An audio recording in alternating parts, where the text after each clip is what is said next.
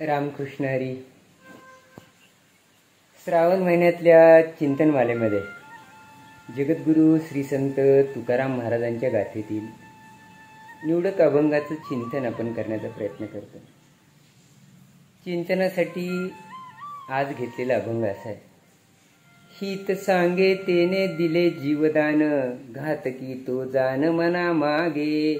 बळे हे वारावे अडवरान करिता, आंधळे चालता आडराने. द्रव्य देवोनिया धाडावे तीर्थासी, नेदावे चोरासी चंद्रबळ.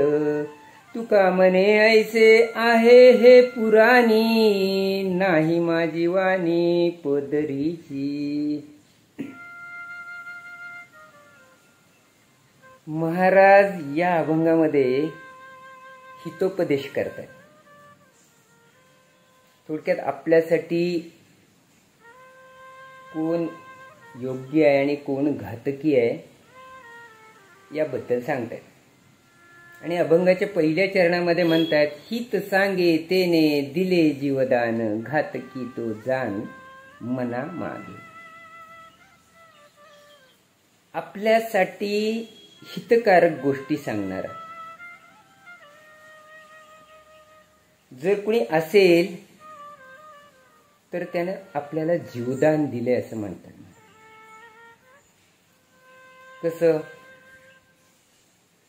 आपल्याकडून काही चुकीचं घडत असेल तर चुकीच्या गोष्टीला चुकीचं म्हणणारा आपल्याला जर भेटलेला असेल, म्हणजे आपल्याला योग्य सल्ला देणारा माणूस जर भेटला तर तो आपल्याकडून होणाऱ्या पुढचे जे अनर्थ आहेत तो टाळण्यासाठी आपल्याला उपयोगी ठरतो. म्हणून महाराज म्हणतात त्यानं आपल्याला जीवदान दिले असं म्हणा. या उलट आपलं चुकीचं असताना सुद्धा, आपली वर्तणूक चुकीची असताना सुद्धा तू करतोय तो योग्य करतोय,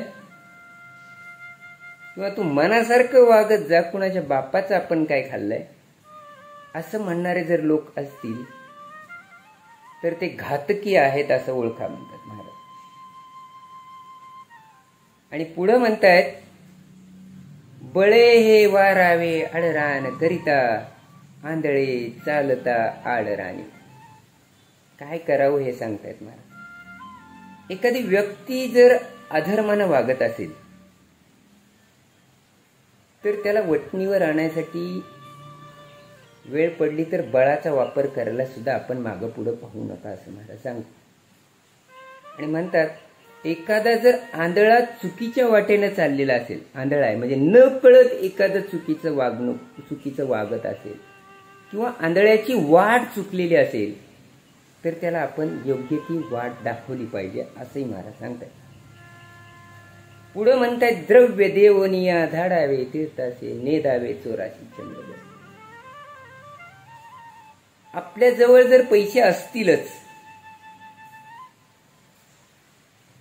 तर आपण पुण्यकर्म म्हणून काही लोकांना तीर्थाच्या ठिकाणी पाठवा, म्हणजे देवदर्शनासाठी पाठवावं म्हणतात. पण चोराला, चुकीची कामं करणाऱ्या लोकांना कधी बळ देऊ नका म्हणतात, किंवा त्यांच्या पाठीशी कसल्याही परिस्थितीत उभं राहू नका. आणि शेवटच्या चरणामध्ये म्हणतायत, तुका म्हणे ऐसे आहे हे पुराणी, नाही माझी वाणी पदरी. महाराज म्हणतात की हे जे काही मी सांगितलंय ते मी स्वतःच्या पदरचं काही सांगत नाही, हे पुराणामध्ये लिहून ठेवलेलं आहे. फार पूर्वीच पुराणामध्ये लिहून ठेवलेलं आहे. होतं ना असं, काही वेळा चुकीचं घडत असताना सुद्धा काही लोकांच्या ते लक्षात येतं, पण आपलं वाटोळच व्हावं असं त्यांना वाटत असल्यामुळे ते म्हणतात, हा आता भारी चाललंय, हो चालू दे तुझं. म्हणून अशी जी लोक असतात ती लोक आपल्यासाठी घातकी असतात हे ओळखावं म्हणून महाराज सांगतात. या उलट एखादा निर्णय चुकतोय आणि ते एखाद्याच्या लक्षात येत आहे, पण तो गप्प न बसतात, तो तुमचा निर्णय चुकतोय म्हणायचं धाडस करतोय, तुम्हाला स्पष्ट बोलून दाखवतोय, तर अशा माणसावरती नाराज न होता खरंच त्यांना आपल्याला पुढच्या होणाऱ्या अनर्थापासून वाचवले म्हणून त्याचे आभार मानले पाहिजेत, नव्हे तर त्यानं आपल्याला जीवदान दिलंय असं म्हटलं पाहिजे. महाराज सांगतात म्हणजे कुठली लोक कशी ओळखावी हे सांगतात. इतरांच्या प्रती वागत असताना कसं वागावं हे सांगताना महाराज म्हणतात, एखादा अधर्मानं वागत असेल तर अधर्माची पाठराखण कधी करू नका. उलट वेळ पडली तर त्याला सांगताना, धमकावताना किंवा बळाचा वापर करावा लागला तरी सुद्धा कधी कधी करा असं महाराज फार सडेतोड सांगतात. अधर्माची पाठराखण करू नका म्हणताना म्हणतात की जर खरंच तुमच्याकडे पैसे असतील ना, शिल्लक आहेत, तर तेही चुकीच्या माणसाला देऊ नका. चोराच्या हवाली करू नका किंवा चोरांचं कधीच ते चुकीचं असताना सुद्धा त्याची पाठराखण करू नका म्हणतात. चुकीचं आहे तर चुकीचं आहे. पैसे आहेत तर कुठे वापरा? तीर्थाटनासाठी वापरा. जाऊ द्या लोकांना, देवदर्शन घेऊ द्या, लोक चांगल्या मार्गावरती येतील. हे सांगितलंय कोणी म्हणताना महाराज म्हणतात की हे पुराणात सांगितलं. मार्गदर्शक ग्रंथ आहेत आपल्या धर्माचे, त्याच्यामध्ये ते लिहून ठेवलंय म्हणतात महाराज की काय चुकीचं आणि काय बरोबर आहे. पण या उलट होतं बघा, विचार करा. लोकांना हे वाईट वाटतं की आपली चूक कोणीतरी दाखवून दिली आहे.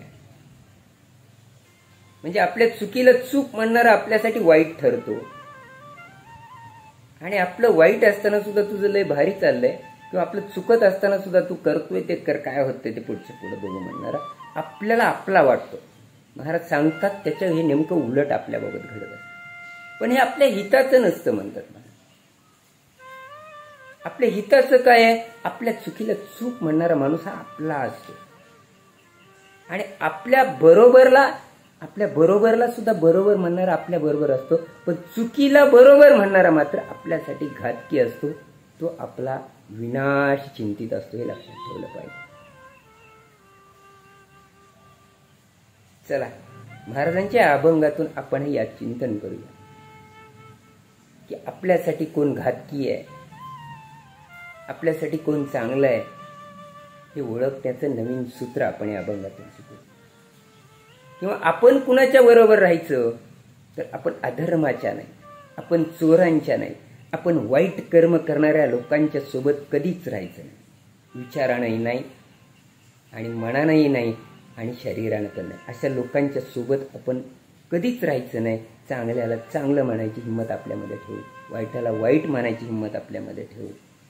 आणि हेच आपल्याला आपल्या पुराणामध्ये सांगितलेलं आहे आणि तेच आपल्या हिताचं आहे. त्यामुळे आपण तसा वागण्याचा प्रयत्न करूया. आणि इथंच थांबूया. रामकृष्ण.